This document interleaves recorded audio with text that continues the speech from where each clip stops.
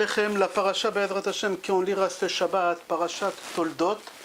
Alors on va faire quelques midrashim d'après le Sod sur notre paracha. Dans la paracha quand tu ouvres chapitre Chav Zayin Pasuk Aleph, la façon que Yitzhak demande à Esav de ramener à manger pour qu'il puisse le bénir, c'est une condition. Si tu me ramènes à manger, je pourrai te bénir. Si tu ne me ramènes pas à manger, je ne pourrai pas te bénir.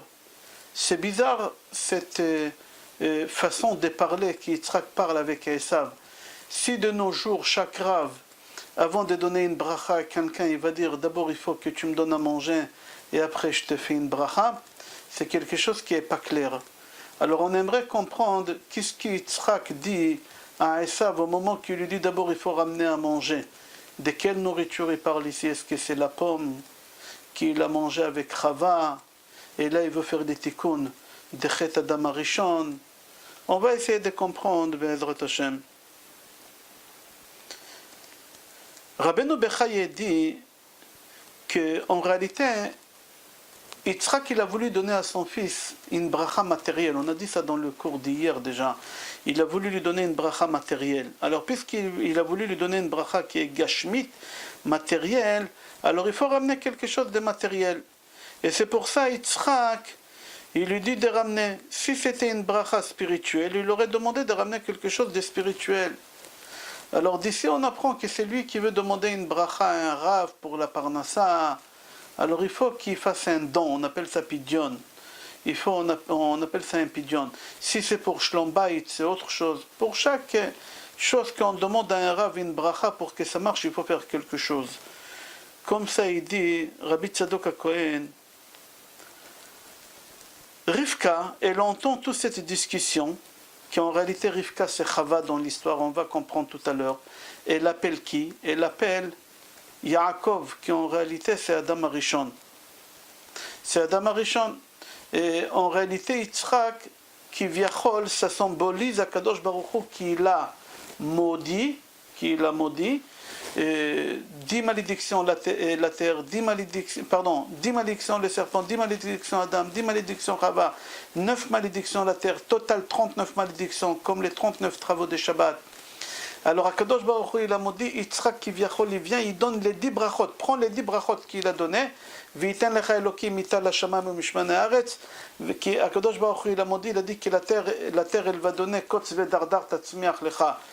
Chaque bracha qu'il a donné Yitzhak, c'est exactement le contraire de klala qu'Akadosh Baruch Hu il a donné. Ok, on va avancer, on va voir. Rivka elle entend toute cette discussion. Tout de suite elle va courir, elle appelle Yaakov et il lui dit ramène-moi shnek diye izim. Shnek diye izim, il faut comprendre c'est quoi shnek diye izim. Dans Pirkei de Rabbi Eliezer, Perek Lamed Bet, il dit Oto yom haya Yudalet Benisan, ve'erev Pesach haya. Le jour qu'Yitzhak il a demandé à Esav de ramener à manger, c'était veille de Pesach, c'était le matin, le 14 matin, le soir c'est Pesach, Leila Seder. Et il lui demande de ramener Bni, il lui dit comme ça c'est marqué dans Pirkei de Rabbi Eliezer, que Yitzhak il a dit à son fils Esav, Bni, mon fils, Ze halayla kol ha'olam kulo, Omer Halel, cette nuit-là, ce soir, c'est Leila Seder. Et le monde entier, il dit le Halel. Pourquoi? Parce que les Bnei Israël ils vont sortir d'Égypte dans quelques années à partir de ce soir. Et qu'est-ce qui se passe tous les soirs des Pessah? Il faut que tu saches maintenant, bientôt Pessah, Be'ezrat Hashem, bientôt, dans à peu près 6 mois. Pessah, que tu saches c'est quoi le soir de Pessah. Ici, Yitzhak qui dévoile et il dit, il faut que tu saches qu'est-ce qui se passe le soir quand on est assis à table avec nos enfants, avec notre femme, qu'est-ce qui se passe? Ve'otzrot tlalim niftachim beze halayla. Akadosh Baruch Hu il ouvre toutes les portes de l'abondance. Toutes les portes de l'abondance le soir de Pessah. Quand tu lis la Haggadah avec tes enfants, Akadosh Baruch Hu il donne. Alors c'est pour ça mon fils, je te demande ramène-moi à manger pour ce soir, pour que je puisse faire Leila Seder comme il faut, et pour que je puisse te bénir, parce que Hachem il donne une abondance spéciale le soir de Pessah jusqu'à la fin des temps, même de nos jours, c'est comme ça. Rivka elle entend toutes ces choses-là, et elle va courir, et elle dit à Yaakov, son fils, je veux moi que tu prends les brachot. Moi je veux que tu prends les brachot et pas ton frère Esav. Alors il demande au Rachaim Akadosh, comment c'est possible que Rivka, elle demande à Yaakov de faire le contraire de ce que son père demande. Il y a une halakha. Si ton père et ta mère ils te demandent un verre d'eau, à qui tu donnes en premier, ton père ou ta mère? Alors il faut donner à ton père. Pourquoi? Parce que toi tu es chayav bikvod avicha, ve'imcha chayavet bikvod ba'ala. Ta mère aussi elle a l'obligation d'honorer. Alors ici, comment c'est possible que Rivka ait dit à Yaakov de faire le contraire de ce que son mari il dit? Comme ça c'est rapporté dans Gemara Kiddushin, page Lamed Aleph, Shaben va'ima chayavim bikvod ha'av.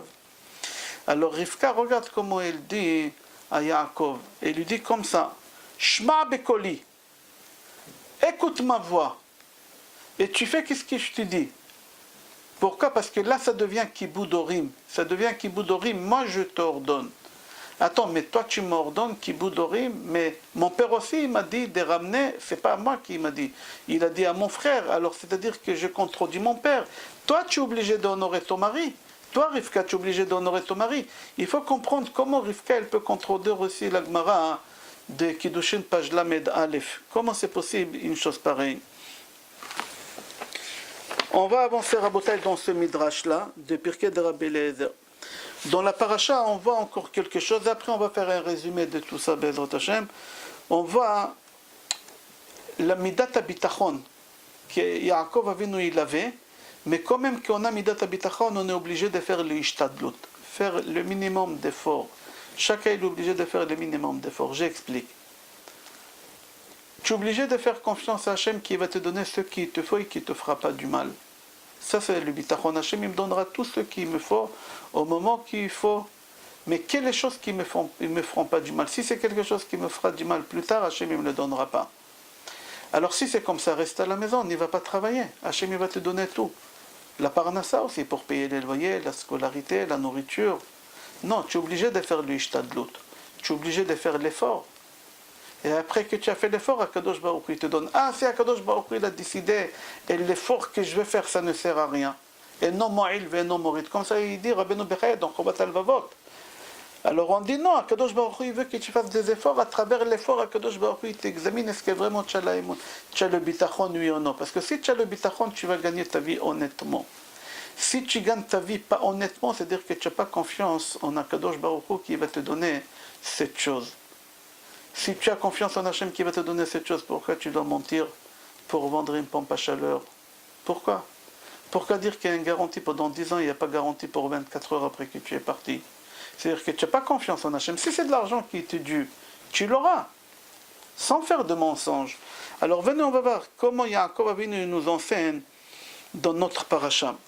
Yaakov il dit à sa mère, maman, certes, toi tu veux que j'ai les brachot. Il n'y a pas de problème, je te comprends, tu veux que j'ai les brachot. Mais si les brachot, ils sont à moi, je n'ai pas besoin de mentir pour obtenir les brachot. Je n'ai pas besoin de mentir pour obtenir les brachot. Pourquoi tu me fais mentir à mon père pour obtenir les brachot? Pourquoi tu fais en sorte que je mens à un client que l'appareil est garanti, en réalité l'appareil n'est pas garanti? Pour que je puisse toucher de l'argent en vendant cet appareil, mais cet argent, elle ne m'appartient pas. Si Akadosh Baruch Hu aurait décidé que cet argent, elle va m'appartenir, je n'ai pas besoin de mentir. Alors pourquoi tu fais, et comment il lui dit à son père, à sa mère, Ve'aiti ki meta'atea. Où on a vu ces mots-là, meta'atea? Chez Agar. Agar, c'est marqué qu'elle a fait l'idolâtrie. Comment on sait qu'elle a fait l'idolâtrie? C'est marqué, meta'atea chez elle. Mais Ta'atea chez elle, c'est marqué là-bas. Il faut comprendre que celui qui ment pour la parnassa, c'est comme s'il fait l'idolâtrie mideoraita. C'est pas comme c'est l'idolâtrie. C'est-à-dire que si tu fais passer la pommade à ton patron, parce que c'est lui qui te donne la parnassa, c'est-à-dire que c'est pas Hachem qui te donne la parnassa. Ça s'appelle l'idolâtrie. Que c'est pas Hachem qui donne la parnassa, c'est mon patron qui me donne la parnassa. Ça, qu'est-ce qu'Yaakov voulait dire à sa mère? Maman, qu'est-ce que tu es en train de faire? Tu me demandes de mentir pour obtenir. Si c'est à moi, je vais l'obtenir, je n'ai pas besoin de mentir. Et si je mens pour obtenir, je vole Hachem. Et si je vole Hachem, Hachem il va prendre le double après. Je n'ai pas besoin de prendre des risques comme ça, il n'a pas voulu. Ok, En fin de compte, sa mère, il l'oblige de l'écouter, de faire, et lui explique, comme on va expliquer tout à l'heure pourquoi Yaakov il fait. Et Yaakov, il ramène à sa mère Shnek Diye Izim, 2 petits moutons comme la mère elle a demandé, deux petites chèvres comme la mère elle a demandé, et il ramène à son père. Et son père, il bénit. Et comment son père il bénit? Il commence par quelle lettre? La lettre Vav, Veiten lecha Elohim ital, Veiten, Veiten, la lettre Vav. Regarde dans le chapitre Chavzain, Pasuk, Chavchet. Rashi là-bas sur place, il pose la question, il dit pourquoi ça commence par la lettre Vav? Pourquoi les brachot c'est par la lettre Vav? Rashi il dit, si tu viens avec la Emouna et Bitachon, qu'Hachem il va te donner ce qu'il te faut et qu'est-ce qu'il te faut au moment qu'il faut, Iten yachzor v'iten. C'est une abondance sans fin. Comme ça Rashi il dit, c'est une abondance sans fin. C'est ça la bracha qu'il a donnée Yitzhak à Yaakov Avinu. Il faut savoir quand Yitzhak il est parti chez son père il a dit viens je te touche. Et il a touché. Et il a vu que c'était Esav. Après quand il a fini de manger, il a dit viens mon fils, maintenant je te fais une bracha et je t'embrasse. Et au moment qu'il a voulu lui donner la bracha et l'embrasser, il a senti l'odeur de Gan Eden. Il a senti l'odeur de Gan Eden. Qu'est-ce qui est bizarre? Ça fait combien de temps ces habits se trouvent à la maison chez Rivka? Ça fait 48 ans. Parce qu'à l'âge de 15 ans, et Esav il a tué Nimrod, il lui a pris ces habits-là. Et il a donné à sa mère de le garder. Pendant toutes ces années-là, la mère elle garde jusqu'à qu'ils arrivent à l'âge de 63 ans, brachot, ils avaient l'âge de 63 ans. Là, Yaakov, il sent l'odeur de Gan Eden qui sort des habits. Mais attends, ces habits-là, ils sont chez toi à la maison, ça fait déjà 48 ans à peu près. Et toi maintenant, il faut comprendre qu'est-ce qui se passe. Ici, on va expliquer, on a expliqué d'où il vient ces habits-là. Ces habits-là, Kadosh Baruch Hu, il a fait pour Adam et Chava, quand ils se sont rendus compte qu'ils étaient nus, Akadosh Baruch Hu Asalam Kuton et Or. Akadosh Baruch Hu leur a fait des habits Adam et Chava. Et ces habits-là, ils ont passé, on a expliqué dans l'autre cours, Adam il a donné à son fils Shet, Shet il a donné à Metushelach, Metushelach il a donné à Noach, et etc. Noach, Cham il a récupéré, après il a donné à Nimrod, et ça vient, il tue Nimrod, il lui prend ces habits-là, il donne à sa mère qu'elle le garde à la maison et il le garde pendant 48 ans. Jusqu'à que Yaakov il doit prendre les brachot et elle prend ses habits et l'habit Yaakov. Et au moment que ses habits rentrent en contact, il n'y a pas l'odeur qui dégage encore. Il y a tout à l'heure que l'odeur il va sortir. Il faut comprendre ce qui se passe ici. Ok.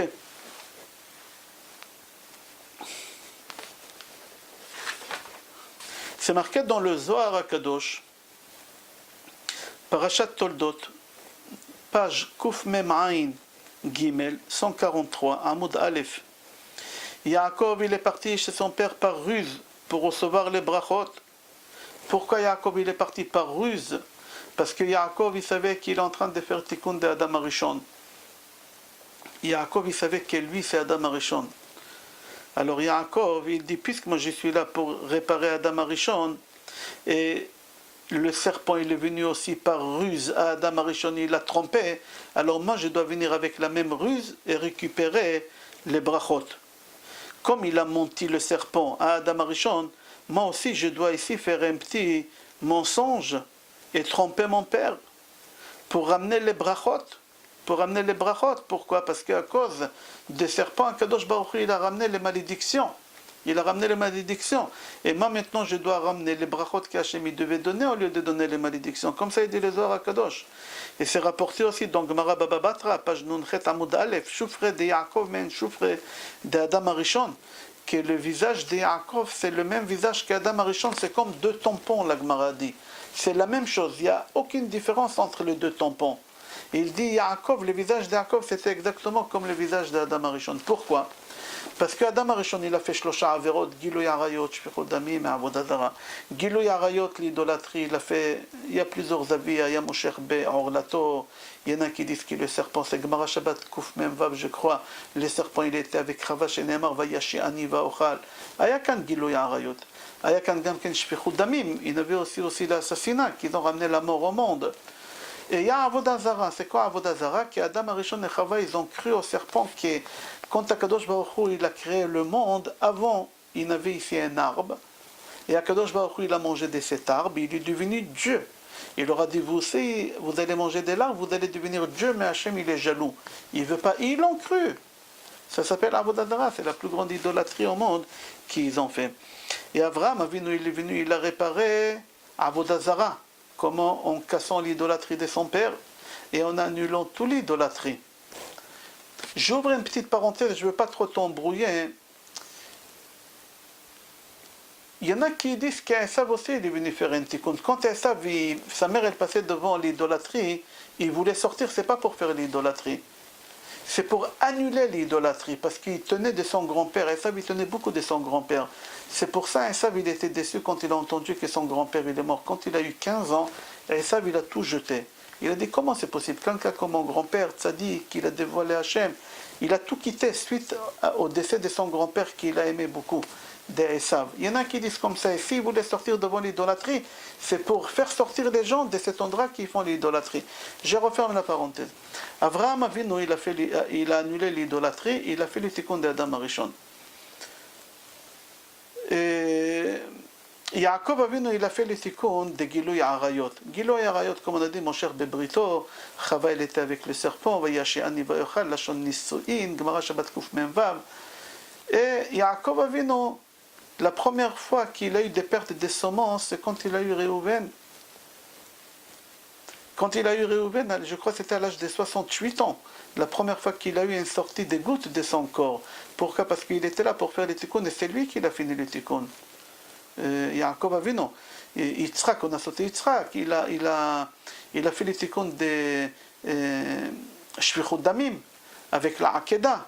Alors c'est lui qui a fait la finition des tikkun d'Adam Arishon, c'était Yaakov Avinu. Alors puisque c'est Yaakov Avinu qui a fait la finition des tikkun d'Adam Arishon, alors Yaakov, c'est-à-dire qu'il est revenu ici faire tikkun d'Adam Arishon avec la Neshama d'Adam Arishon.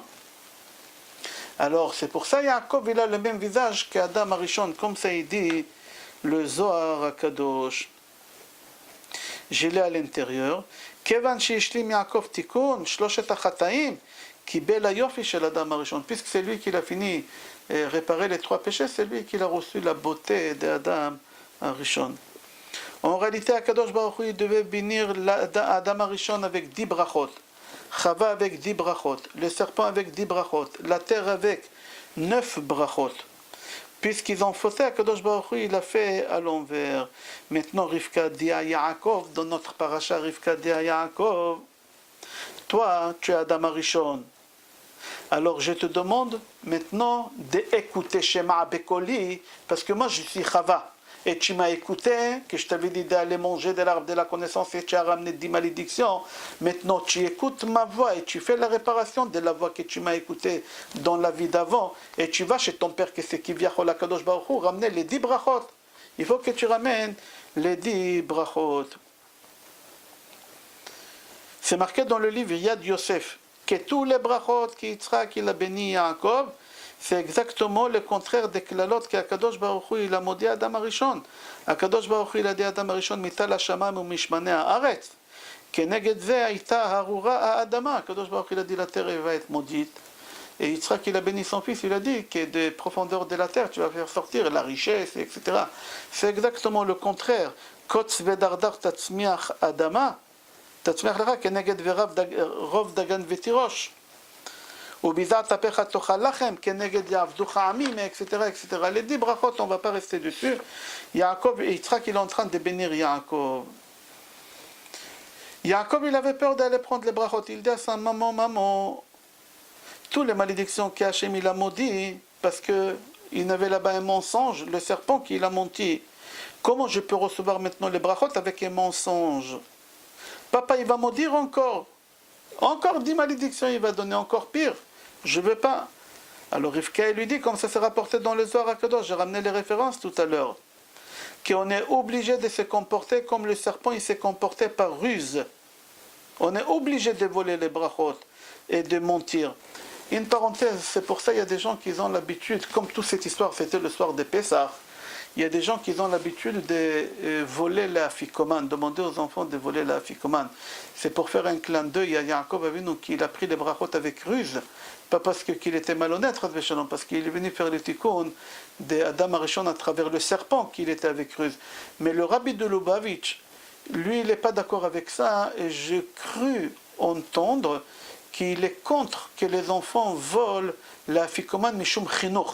C'est une vision extraordinaire des choses, mishum chinuch, que personne n'a pensé. Lui, le Rabbi de la Vête, il a pensé, mishum chinuch. Après, on va apprendre à nos enfants, à éduquer nos enfants à faire des choses qu'on n'a pas le droit de faire. Ok, on continue, Be'ezrat Hashem. Rivka, il lui dit, comme ça s'est rapporté dans le Zohar HaKadosh, que tu es obligé d'y aller avec ruse, comme le serpent il est venu avec ruse. Et c'est pour ça Rivka, il lui dit, Shma Bekoli. C'est rapporté dans le livre Yad Yosef. HaKadosh Baruch Hu, il a puni Adam Arishon parce qu'il a écouté qu'est-ce que sa femme lui a dit, comme ça s'est rapporté dans Sefer Bereshit, chapitre 3, pasuk 17.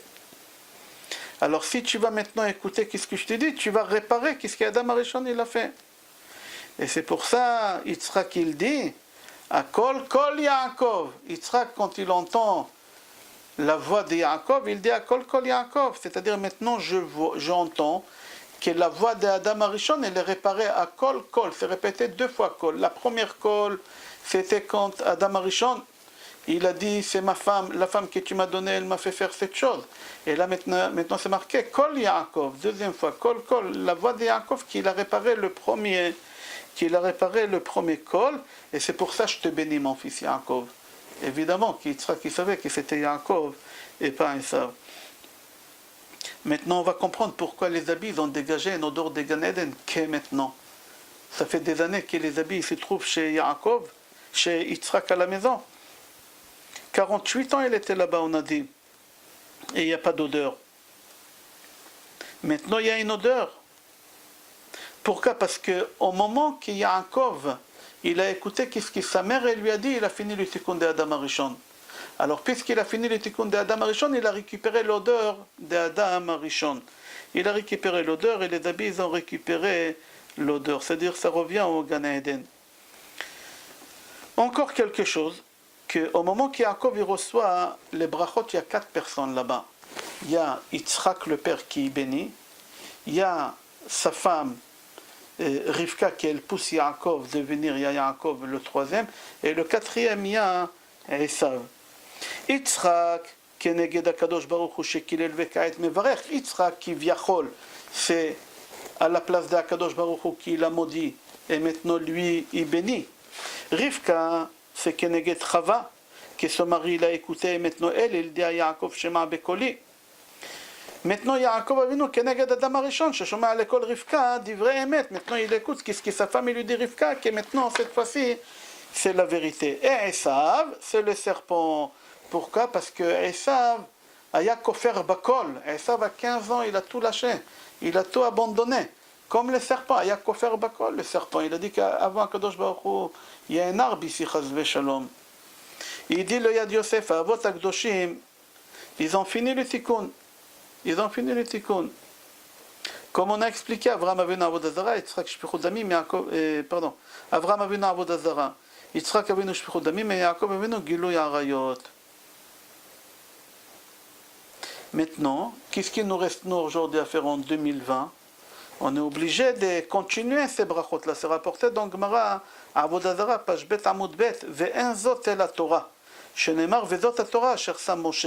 C'est marqué dans Sefer Dvarim, chapitre 4, pasuk même Dalet. Si tu veux faire passer, les brachot, ils sont passifs. Pour passer à l'actif, c'est qu'avec la Torah. À travers la Torah, tu peux faire revivre les brachot que Yitzhak, qui v'echol HaKadosh Baruch Hu, il a donné à Yaakov le soir de Pesach. Sheneemar, Torah megina o metzila. Comme ça, c'est marqué dans Gemara Avodah Zara, Daf Bet Amud Bet. D'accord? Les Avot, nos patriarches, ils ont essayé de faire le tikkun d'Adam Arishon. Mais en réalité, ils n'ont pas fini. La preuve, on a du mal à gagner notre vie. La parnassa, elle est difficile. La preuve, on meurt encore. On meurt encore. Comme ça, c'est marqué dans le Midrash. Alors il dit, mon cher Rabbeinu, tu veux ne pas travailler difficilement pour gagner ta vie. Tu veux vivre longtemps et ne pas mourir vite. Que tous les klalotes qu'Hachem il a donné, c'est uniquement à travers la Torah. Uniquement à travers la Torah. Shenemar vezot la Torah, asher sa Moshe lifnei bnei Israël. C'est quoi Israël? Yud, c'est Yitzhak. Shin, c'est Sarah.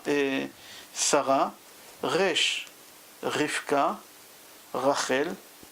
Aleph, c'est Avraham. Et Lamed, c'est Léa. Bracha ve'atzlacha, Chodesh Tov U'Mevorach, on est au jour du Rosh Chodesh qui se lève. Il faut savoir que le Rosh Chodesh, HaKadosh Baruch Hu, il a donné cadeau aux femmes. On n'a pas le temps d'expliquer maintenant, mais Bracha ve'atzlacha et Kol Tov.